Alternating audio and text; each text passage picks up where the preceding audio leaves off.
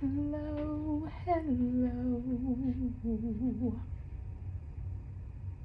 Hey guys. Okay, so today's video. Okay, let me just start off with this. So there's a particular YouTuber I follow pretty heavy. And he made a statement on his channel one time saying he didn't think that women could make good therapists and coaches for men. And, I take a lot of things with a grain of salt. I think I know why he said that and the place he's coming from, but it just made me think about something. I really started looking at myself and I was like, you know what? And I've been saying this for the longest. As a coach and therapist myself, believe it or not, the majority of clients who reach out to me are men, whether it's for themselves individually or for couples therapy or intimacy coaching. And so, right away, like I said, I just took what he said with a grain of salt. Sometimes people say things just for that wow factor and just shock value and stuff. So, I knew that didn't apply to me. But it did make me really think about something, like when it comes to um, me working with a lot of men. I've learned so much. It's one thing to obviously be married to a man and to have a son, but to work so heavily with men in this field is very eye-opening, for me. And actually I'm very appreciative that I get to learn so much about how to navigate these spaces with them and what they're going through. And one thing that just stands out to me the most is how a lot of men are just silently hurting, and it's one of those things that you don't always really see right away unless you're in tune. You gotta pay attention. Um, you gotta be aware, and again, you just have to care. And you'll start to notice it when you're really in tune. You'll start to notice it very regularly. And I'm not talking about that like, they're hurting to the point where you like, oh, what he mad about, and oh, he arguing over this, and look at him, and he got all of that feminine energy. First of all, that's utterly disrespectful. But I'm not talking like that. I'm just saying I didn't realize how much men are hurting just day to day. And it's not like a hurting like I'm crying about it. Like, um, I'm always like, I have an attitude about this, or, I'm standoffish here. No, they're just still going about their day and they're still doing the everyday tasks and trying to hold up all of the expectations that they do as men. But again, there's still something that's going on underneath it all, and it tends to come out again if you're really paying attention, if you're listening to some of the things that they say just in conversation. So I really wanted to talk about that today, and really talk about how maybe even us as women can really support men in these spaces. And obviously I'm always talking from a relationship standpoint, like you in your marriage, your romantic relationship, but also in your friendships with men, your colleagues, your neighbors, people you are part of organizations with, or if you go to church with them, or just men that you have some type of connection to or interaction with on a day-to-day basis. I think it's good to kind of talk about how can we really just show up, in a positive way. So, like I said again, one thing that I have noticed a lot with men, first and foremost, is kind of like a feeling of not being recognized. And I'm not talking about like not recognized in a sense for their contributions all the time, even though that plays a role too. But just not being recognized, and just like just basic stuff like asking how they're doing. How are you feeling? Um, is anything that you need or want? Um, yeah, I know it's so simple, you all. Like it's just very general stuff that a lot of men don't feel like they receive, and no one asks them, how they're doing or what they want. They're just expected to always show up and perform.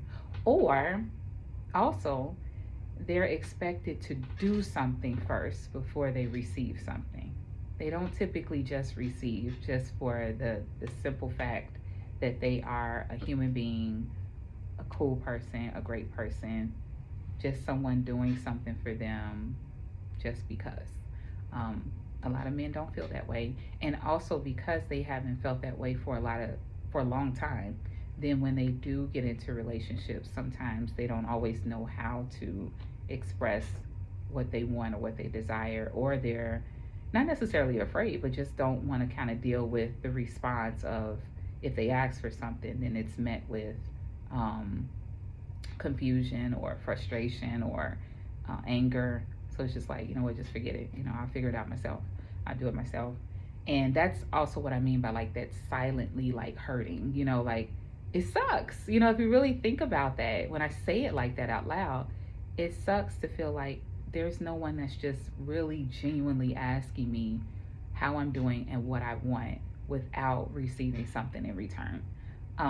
So that is definitely something that comes up, in sessions, and it's deeply rooted, and it kind of goes back pretty far, for a lot of men, all the way back to their childhood and maybe what they experienced growing up, and whether it was in their own households or schools, communities. So I just, thought that that was really important to highlight, and for us as women to really, acknowledge that and make sure that we're really being present with them and just honoring them for who they are.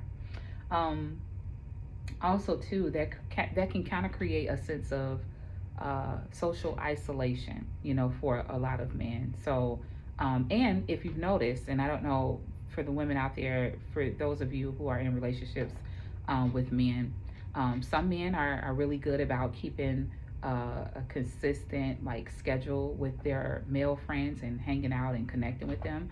But there are a lot of men who don't do that. So they do kind of look to their partners as the person that they can lean on and talk to and feel safe with and vulnerable with. And so if they're not receiving that in their homes, it can kind of produce a feeling of isolation. It's really not encouraged either for men to, express themselves and be free and being close with their male friends without someone taking that and making it to something that it's not, and I know you all know what I mean by that. So sometimes, men don't always feel as comfortable just to be able to express themselves freely, just for who they are. So that can create a sense of loneliness, and social isolation that starts to build up, over time. And let me not even get started on like some of the just overall physical health, issues that a lot of men are facing and may not always seek, the help, whether it's through mental health or their physical health. And so that is also causing a lot of stress and depression and anxiety that a lot of men are feeling, and they don't always feel like they can express that this is what they're going through because they may have in their minds this idea that I am the one that's supposed to take care of everything. I don't get any days off, with that. I don't get to be hurting, I don't get to experience any of that stuff. So to talk to someone about it can also feel like maybe a sense of weakness or even failure. And so that's also something that I see a lot of times when I'm working with, my clients as well. Um, and so, again, just kind of bringing this stuff up, like I said, again, it was just something that I noticed, and I noticed it a lot that men actually are, seeking help. There are a lot of them that are seeking help. And I used to wonder about that. I was like, I wonder why they're not reaching out and looking for like male therapists or male coaches, because I was thinking, they would probably be able to relate, a little bit, more to them. And so when I've asked, so I don't like to guess, or I don't like to assume. So I'll ask, potential clients or current clients of mine, like, yeah, what made you decide to, go ahead and give me a call or send me an email to inquire about my services. I'm just curious because I just want to make sure that I can support you based off, like my area of expertise and different things like that. And usually the consensus is, honestly, Angie, I read your bio. I saw you on Google. I watched some videos of yours, and I could just tell, what you're talking about, and that's what I need. And it's very straightforward. It's as simple as that. There's no extra to it. It's just like, this is what I'm going through. I found someone's profile that matches, my viewpoint and where I'm at in my life. And I think that this person can support me on my journey through, therapeutic, modalities or coaching. And that's what I want to do. And so I'm here, with you.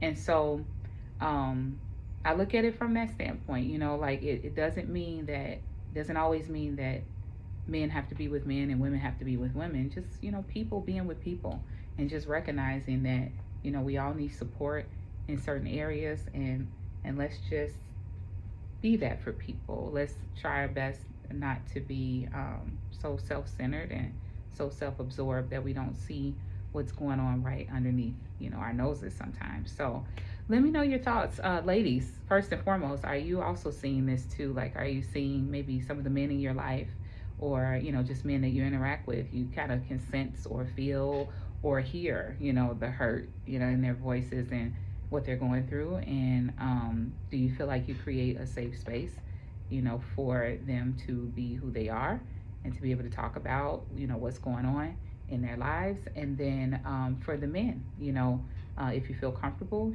sharing your views or comments on this particular video, and what you're seeing as well, or maybe even what you've experienced yourself.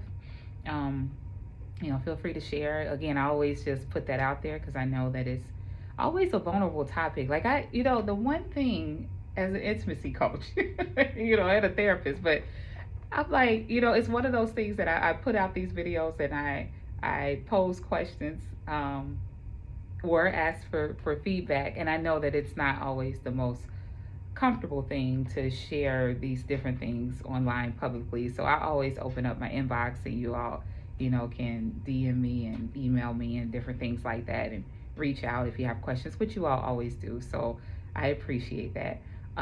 So there's no pressure to comment under this video, but I always just, let you all know that if you do share something under the video, you never know, someone else may be experiencing that too, or have the same question, and you could possibly help someone else. So I just encourage it from that aspect, but there's no pressure if you prefer to, consult with me privately. So I'd love to hear you all's thoughts on that. Let's definitely talk about this topic. So I look forward to the next video with you guys.